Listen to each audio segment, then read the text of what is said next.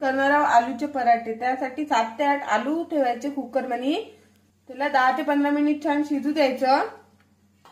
त्यानंतर हे आपले आलू शिजले आहे, त्याला छान एका प्लेट मध्ये काढायचे। त्यानंतर आलू 5 ते 6 मिनिटांसाठी थंड होऊ द्यायचे। आलूचे छिलके काढून घ्यायचे। 7 ते 8 मिरची घ्यायचे, 10 ते 15 लसूणाच्या पाकळ्या टाकायच्या। त्यानंतर त्यात 1 चमच जिरे टाकायचं आणि त्याला ग्राइंड करून घ्यायचं। त्यानंतर हा पेस्ट ग्राइंड होऊन तयार आहे। त्यानंतर आलूला मॅश करून घ्यायचं। त्यानंतर चटणी करण्यासाठी तेल गरम व्हायला ठेवायचं। तेल गरम झाल्यानंतर त्यात जिरे टाकायचं। त्यानंतर कांदा टाकायचा।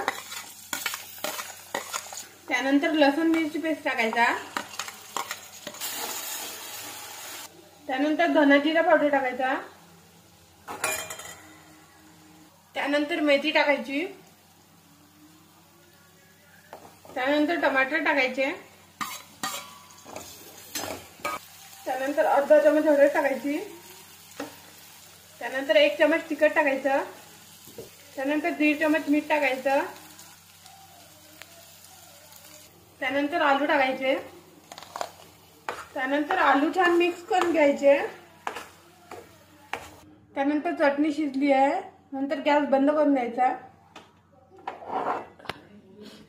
त्यानंतर सांबार टाकायचा। त्यानंतर एक कणकीची पाती करून घ्यायची। त्यानंतर त्यावर आलूची चटणी ठेवायची। त्यानंतर त्यात चटणी भरून त्याची पाती करून घ्यायची। नंतर त्याला लाटायचं। त्यानंतर हे पाती तयार झाली आहे।